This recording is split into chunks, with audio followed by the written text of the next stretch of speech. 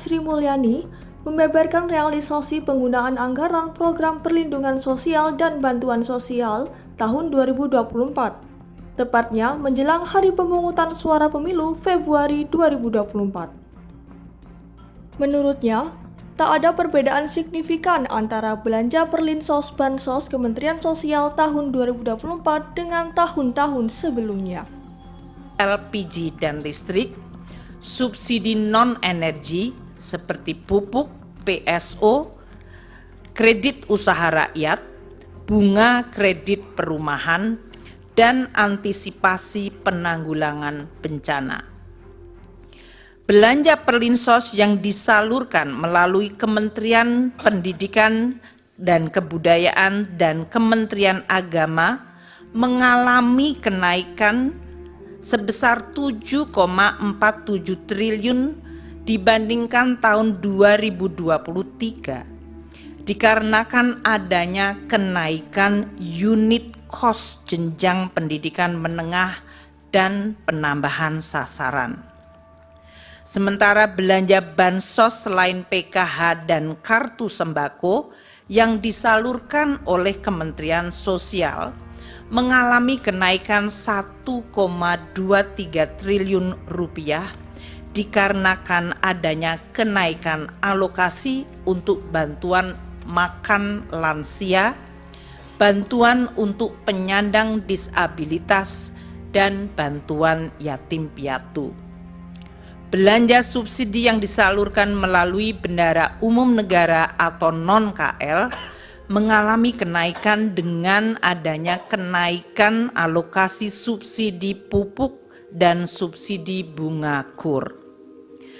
Dengan demikian dapat ditunjukkan bahwa anggaran perlindungan sosial untuk APBN 2024 di dalam rangka pengendalian inflasi, stabilitas harga, penghapusan kemiskinan, sesuai target prioritas nasional. Di dalam APBN 2024 tidak terdapat perubahan yang signifikan pada anggaran bansos yang dikelola oleh Kementerian Sosial. Perubahan perlinsos yang dikelola oleh kementerian lembaga lain seperti Kemendikbud dan Kemenaker adalah akibat kenaikan unit cost, realisasi penggunaan anggaran perlinsos sampai dengan Februari 2024 yang dalam hal ini dianggap sesuai dengan lini masa pemilu Capres dan Cawapres serta pemilihan legislasi pada Februari. Realisasi bansos mencapai sebesar 12,8 triliun sampai dengan Februari 2024 untuk penyaluran program Keluarga Harapan bagi 10 juta keluarga penerima manfaat dan kartu sembako bagi 18,7 juta keluarga penerima manfaat. Realisasi subsidi dan belanja lainnya mencapai 15,3 triliun rupiah dan realisasi perlinsos lainnya 9,8 triliun. Apabila dilihat pada chart tersebut, realisasi anggaran perlinsos dan bansos dari Kemensos 6 tahun terakhir, yaitu dari 2019 hingga 2024, periode yang sama Januari hingga Februari, tidak terdapat perbedaan pola realisasi belanja perlinsos, kecuali pada tahun 2023, yaitu tahun lalu, di mana perbedaan signifikan adalah pada realisasi bansos Kemensos yang cukup rendah pada 2 bulan pertama dikarenakan adanya penataan kembali kerjasama antara Kemensos dengan perbankan. Ini yang menjelaskan pada saat kami menjelaskan kenaikan 2 bulan pada bansos Kemensos mencapai cukup tinggi adalah akibat baseline 2023 dari Bansos Kemensos pada bulan Januari-Februari yang memang waktu itu rendah akibat masih adanya proses penataan kembali kerjasama antara Kemensos dengan perbankan.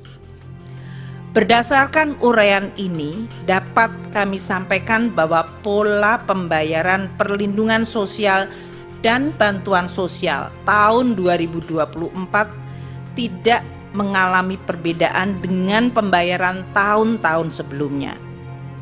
Anggaran Perlinsos telah dianggarkan di dalam APBN tahun 2024 sesuai pembahasan dan persetujuan DPR, dan pola realisasinya tidak terdapat perbedaan dibandingkan periode 6 tahun sebelumnya.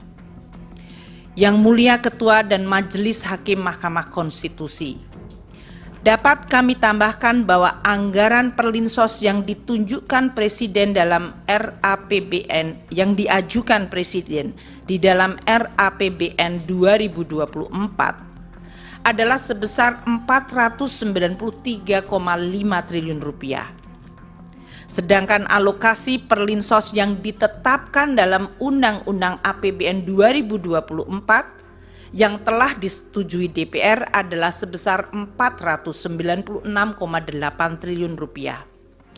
Adanya peningkatan dari usulan pemerintah akibat adanya kenaikan anggaran subsidi akibat perubahan parameter asumsi, kenaikan harga pokok penjualan pupuk, dan kenaikan plafon kredit usaha rakyat. Yang Mulia Ketua dan Majelis Hakim Mahkamah Konstitusi, beralih kepada bantuan pangan. Dalam rangka mendukung pelaksanaan tugas pemerintah di bidang pangan, pemerintah membentuk Badan Pangan Nasional Bappenas melalui Perpres 66 tahun 2021 untuk memenuhi tata kelola pangan secara terarah dan efektif, menciptakan kedaulatan pangan dan ketahanan pangan, serta kemandirian pangan secara nasional. Ini mengacu Undang-Undang 18 tahun 2012.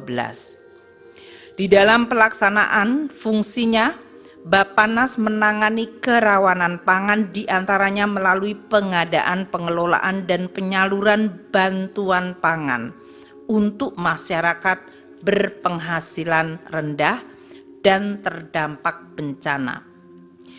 Penyaluran bantuan pangan yang dilakukan melalui Bappenas. Tim Liputan, Surabaya TV.